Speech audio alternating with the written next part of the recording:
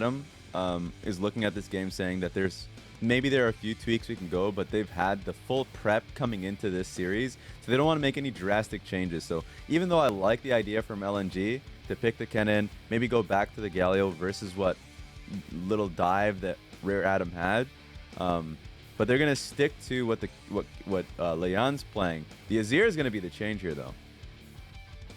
Yeah, definitely. And I think Lee Sin on 3 is definitely going to be the lock-in for Tarzan. I mean, there is potential for a Xin because of the double range champions, but I think the Lee Sin was so effective in that last game that, yeah, they can just play a similar strategy.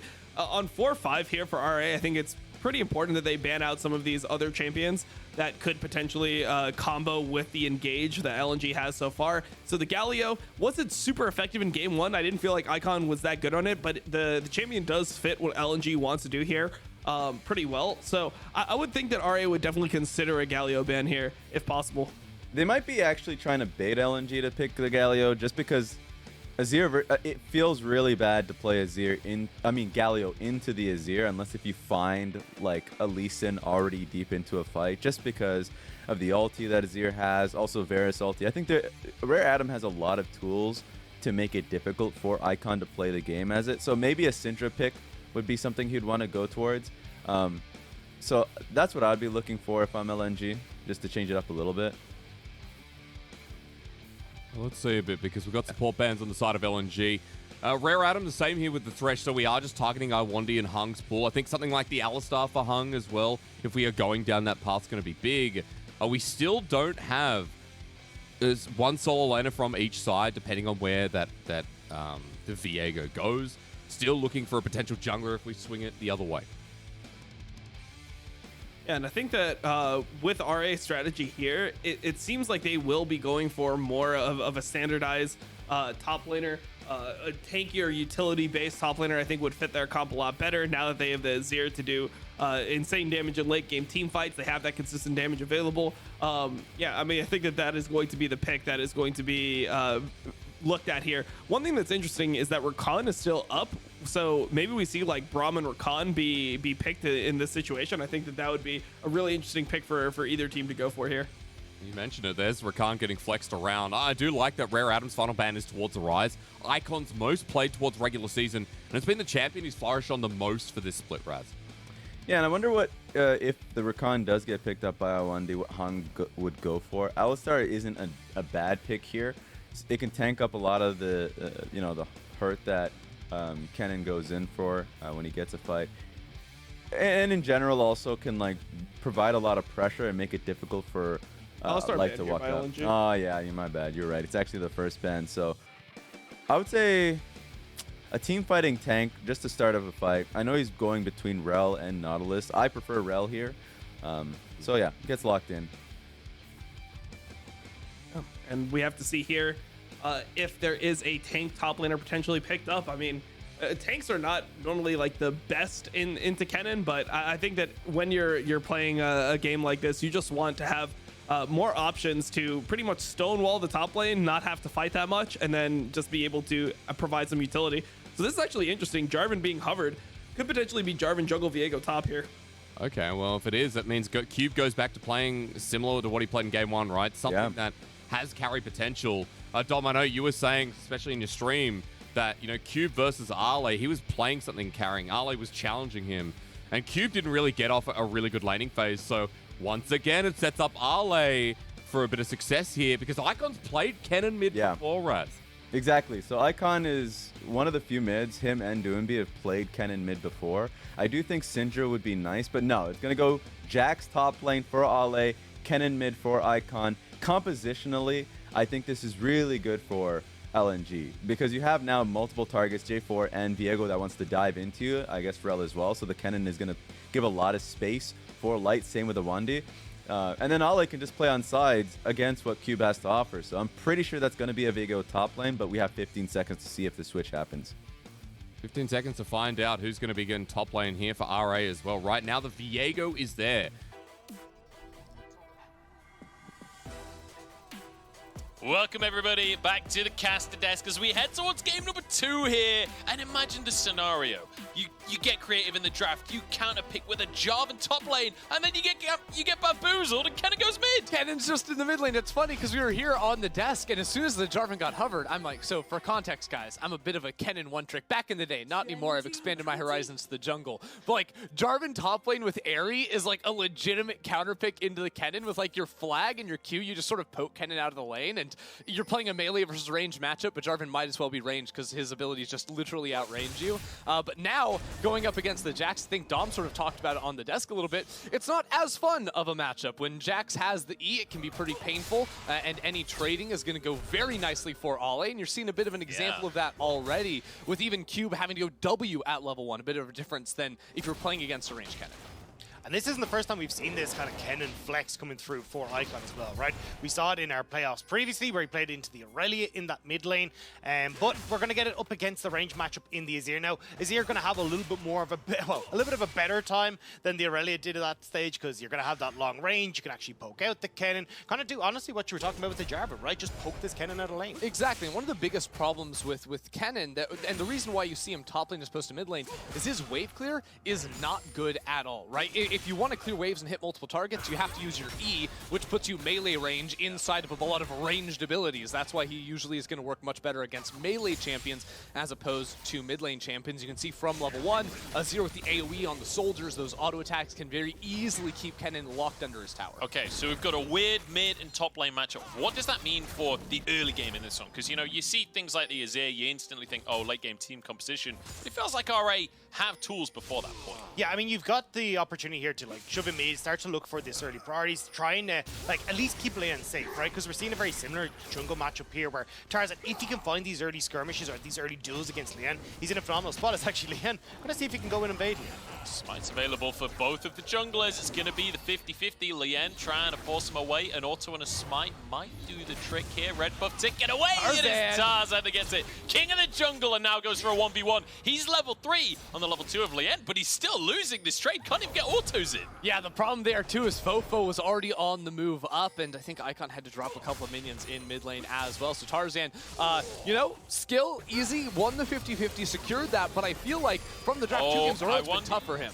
He is going to leave again. The big thing though is that because Leyan didn't get that camp, right, he's now behind. He's actually looking for the top lane play here.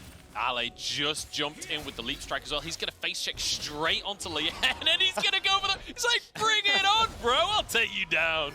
Honestly, it's like, with a wave that large in the top lane, nothing really a Viego can do there. Because, like, ideally, you'd like to look to gank and play around the Jarvan lane. I mean, you talk about putting something that can set up for your jungler in the top lane. How about just another jungler, right? The EQ is so good for setting up for ganks. Yeah, but his entire clear has been kind of scuffed now, right? Because you have gone into invade on the top side. It means you're only just clearing out your first camps. Tarzan's now getting these deep wards. So by the time you reset, you can clear out your level 1 Krugs on the bottom side, and then you're still waiting for everything else to respawn. And really critical, too, that Tarzan is there, knows the timer on the Raptor respawn, so those are going to be completely stolen away. Ale takes a nice trade in the top lane, but neither of these top laners are working with very, like, any mana at all, so even though they're very low HP, we're not going to see a kill go down, although I think I said that last game, and then all of a sudden Ale was solo killing Cube, so what do I know?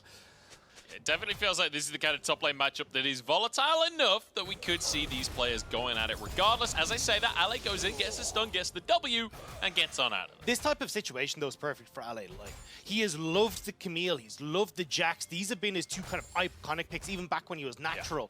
Yeah. And now that you're starting to see, hey, well, you're not going to have a huge amount of jungle intervention from Leyan because he's been set behind.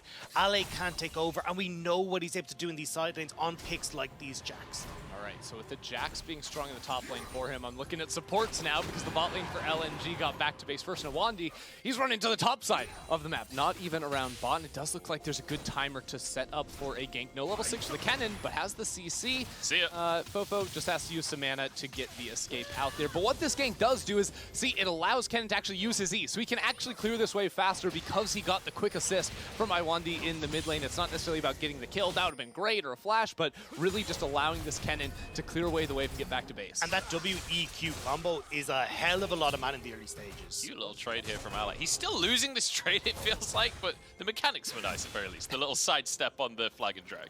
Yeah, I mean, look, we're gonna see maybe Leyan questioning here, but no, it gets spot on the word. But you're getting the TP back into the mid lane for FoFo, so I think again we're going to need a little bit more attention from LNG towards this mid lane, right? Ease up some of this pressure for Icon, actually allow him to reset, because right now he's just going to be poked out, and especially as you see Leyan hovering here as well, could be some funny business going on. We'll have to wait and see. Down towards the bottom side of the map as well, it's Light and Lwandy with push right now, and Drake already up onto the map. Both junglers though playing for the top side right now because Scuttle is spawning, and it feels like Leyan not wanting to take this duel for the time being. No, he's still one camp away from level 5, so even though Icon was still back in base waiting to TP back in the mid lane, didn't want to go for that and has to continue to cede control this top lane. A big problem too, up 20 CS now is Ale, and this matchup is not going well at all for Cube. It's sort of the issue where, like, if Jarvan's playing against a very squishy champion where he can poke out, it looks good, but Jarvan doesn't really want to all-in into a Jax that has Counter-Strike available, so Ollie's just been able to stand inside of the wave and free hit to get the push. And I was going to say, because you've got push on both sides, you can look for invades. Knock up onto Hung, it denies his escape. Flash forward from Light, and it's an easy, clean first blood for LNG. And LNG are just playing off these priority lanes so well, getting deep vision, spotting at Leyan. Oh, Leyan's gone in as well. Tarzan spites the crooks for health, slicing Maelstrom. The stuns are there. And out of nowhere, LNG suddenly 2-0. Yeah, LNG just find the kills around the bot side again, working off that prio to get on in to enemy territory. They get the kill in the bot lane, a great little flash forward from Light. They're going to take the red buff too, and iBoy is still here for some reason. There's no teleports. There's no one coming to help you. Oh, it's so doomed for iBoy. Can he get a return kill is the question. No ulti, still level 5. He's just kicked away from the tower. How are you ever going to turn that around? You got nowhere to go and nowhere to hide. iBoy, you needed to get away from that faster. Now it's LNG with 3 kills, and honestly, this has just been down to Tarzan being able to spot that early resets on those camps and playing through it so well. I mean, Tarzan Lwandy here finding the invade, a great little knockup onto the Rell, and then Light knows he has purple gun, make sure there's going to be no escape for Hung there. And I mean, it becomes so problematic when your top lane's getting absolutely blasted, 20 CS down. LNG don't have to put any pressure around that lane. They can just continue to force around bot side. And again, they have champions that are so strong around forcing fights. And this is the difference between playoffs LNG and regular split LNG. Playoffs LNG are actually playing as a group. They're starting to move around, Icon roaming down to facilitate that bot side. When we looked at LNG in regular split, super low in kills, super low jungle proximity. Now though, Tarzan is playing with his team, and you can see how beautiful it looks.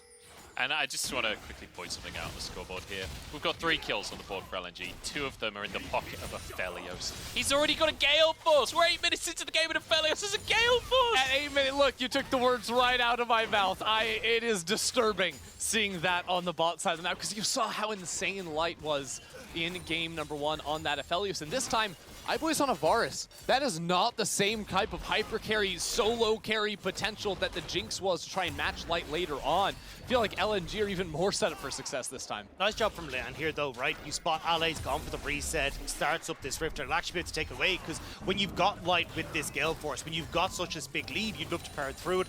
LNG should still be able to move down bot side and look for Dragon, or maybe more potential plays on that bottom side with the dives. They just died. No, not again. The 2v1 dive. Hung nowhere near to try and protect his AD carry. iBoy with a good flash here, staying underneath the tower, but Light easily has the damage to finish off. Never even tanks tower himself.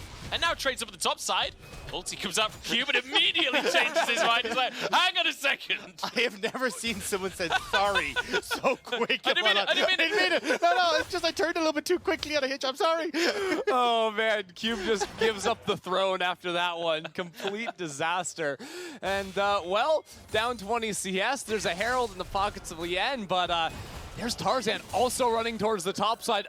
Icon's on the way as well. Almost said Ale. I was so ingrained with the Kennen from last game. What a read from LNG. Yeah, Ale just goes for the play. Tarzan follows it up, and now Icon comes in as well. It's going from bad to worse. Tarzan doesn't even go down. LNG are 6-0. And this is the LNG that I wanted to see come out once more. They didn't really get this against EDG, but now against Rare Adam, these early plays, reading the map state well, and Tarzan calling Icon to this play, it was understood perfectly. Honestly, just go next fast. Tarzan playing in the fog of war, like, has this ready. You're flashing directly into a Kennen. RA don't expect Icon to be here, but this is what Icon does so well. He's just dropping waves in mid lane. Usually you'd think Kennen versus Azir, Kennen never gets to roam because Azir always has push. Kennen has to hide under his tower. He's like, no, that's fine. I'll just forget about my waves and go get kills. And I think a lot of this has come down to two factors, right? We saw that quick draft play coming through from LNG, swapping that Kennen into the mid, kind of catching out this Jarvan top. And also then Leyan going for this early invade. Didn't really have the tools there available, doesn't get away the buff, and then he sets himself so far behind that now Tarzan is the one controlling the pace of the jungle and interacting with his lane so much better.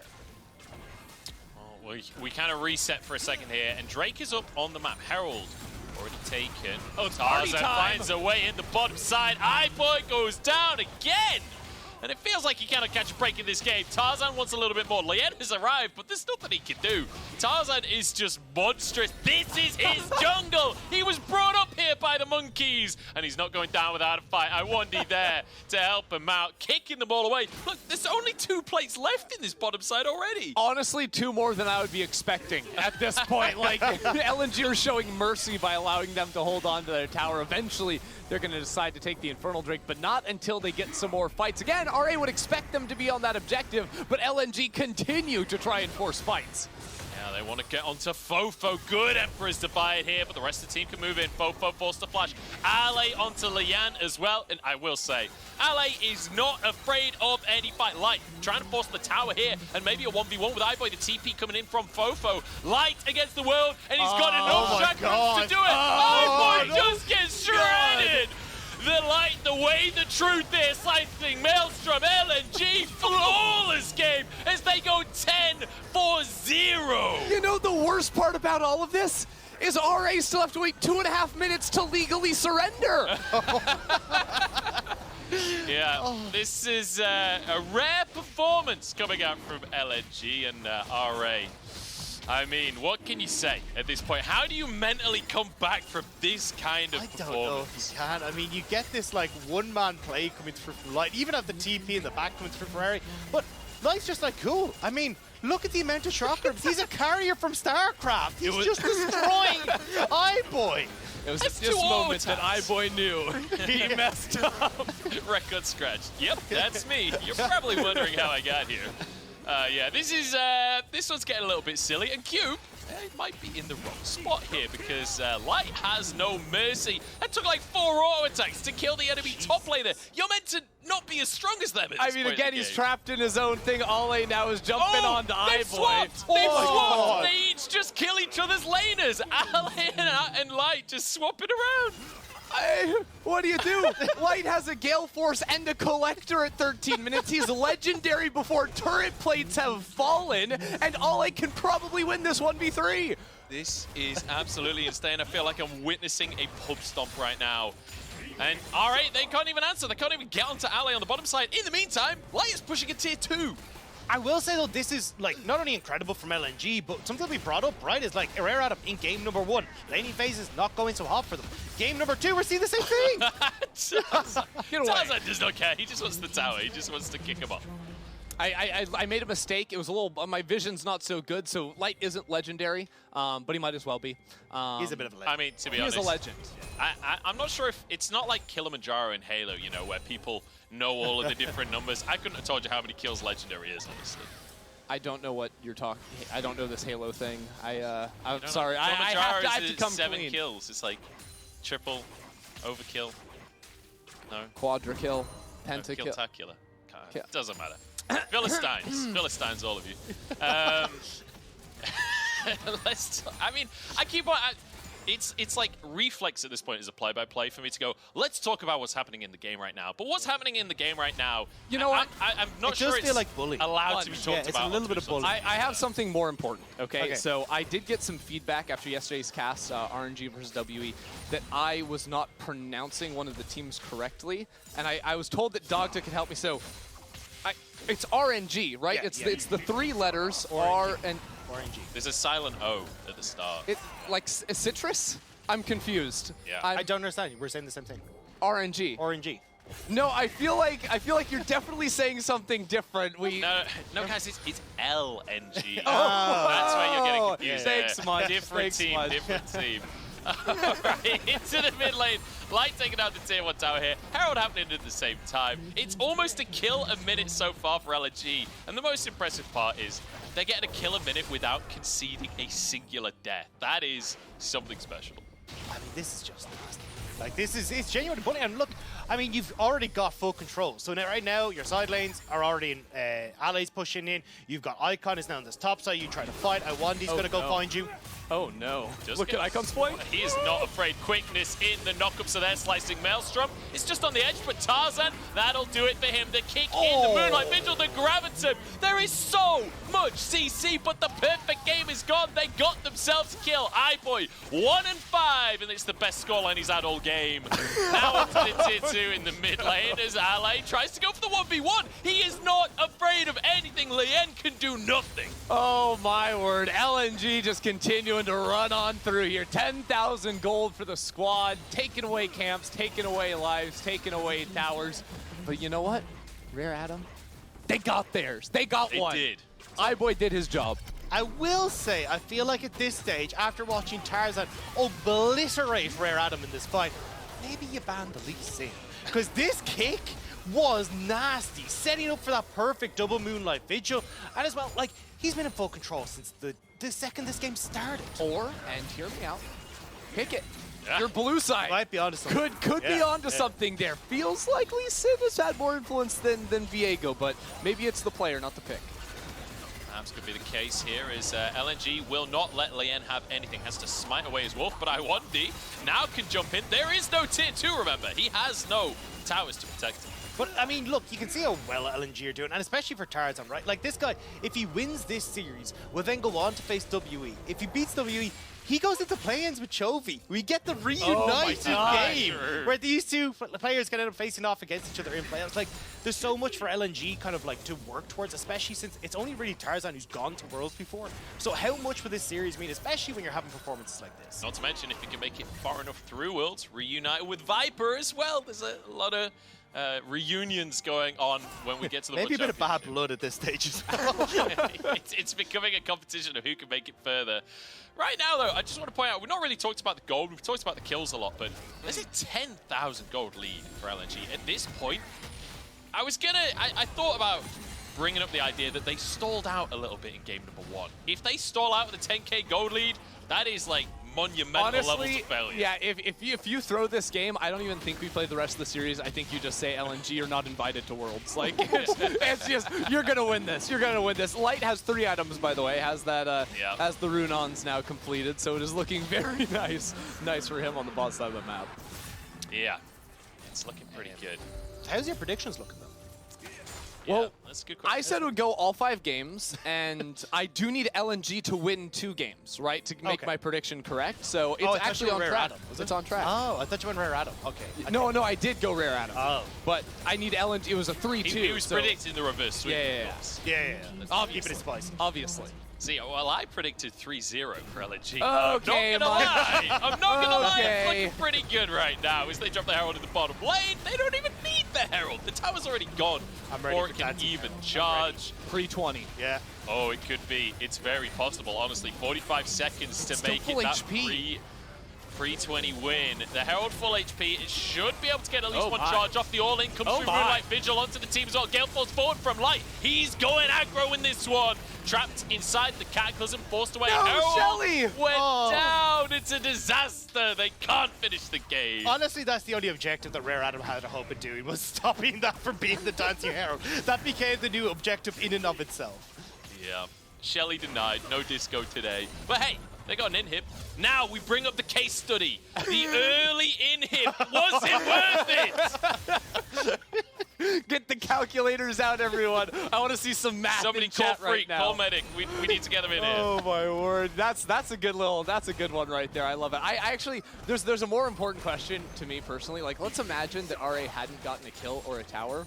Does killing the enemy Herald deny the perfect game? That's the theoretical question I need answering. No. I'm also I'm to the point where if you take a Herald but can't actually do anything with it and can't break a tower, in my mind, I think the enemy could still have a perfect game. I 100% Even if you got agree. the Herald, like, because if you didn't do anything with it, the Herald's 100 gold. Like, it's not an objective in itself. It's It's what like you do with 50 it. EXP too, you know?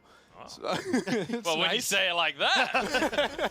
Did you know, though, that when you get the Herald, right, you get the XP for it, when the enemy team kills it and you send it over to them, they get the same EXP! Oh, my goodness. So if you just int them a Herald, it's like you're just handing them free money and stuff.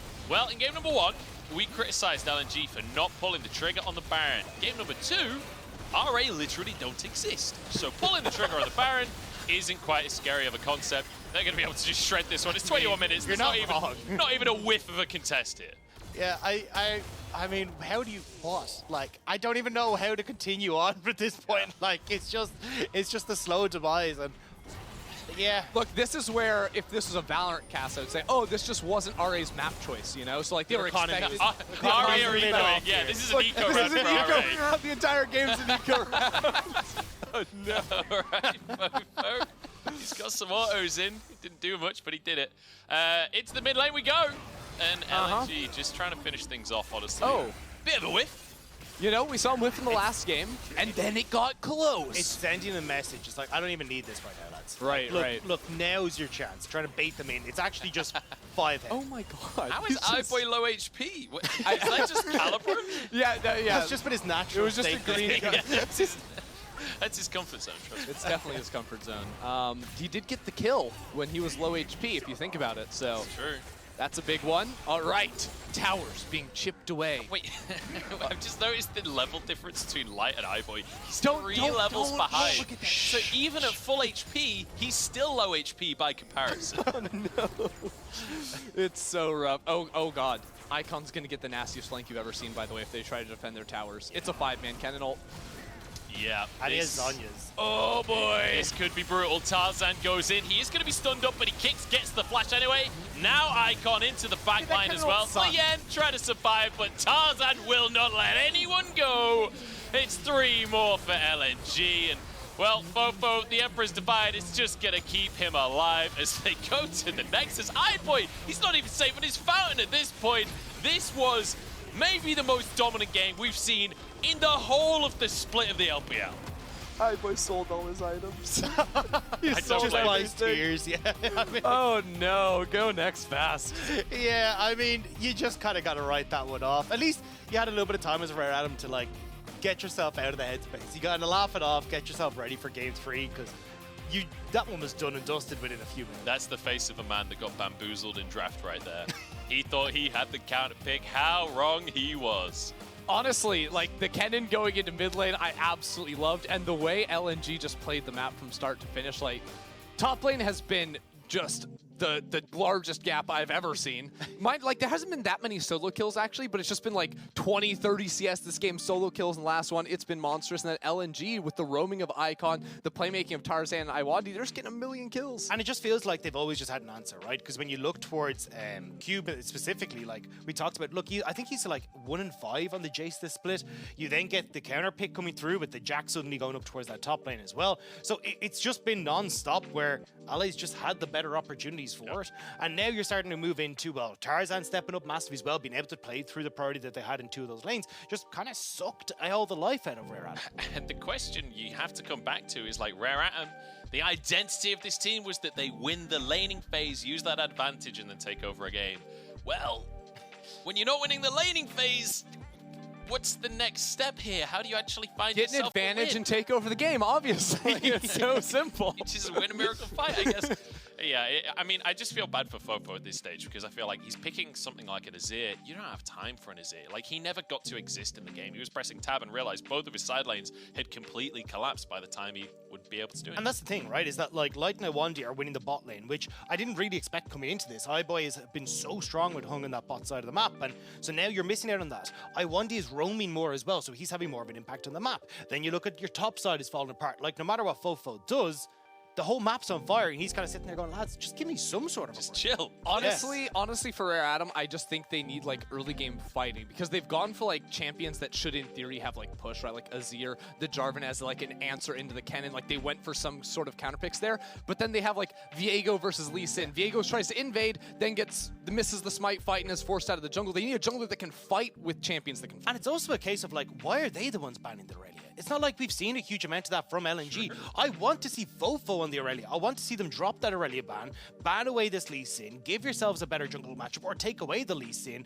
ban the Viego, and then get something where FoFo can have that impact early. We need to see something. I think that's the key thing. It's desperation situation for RA. We'll see what they can pull out in their break. They're going to need to dig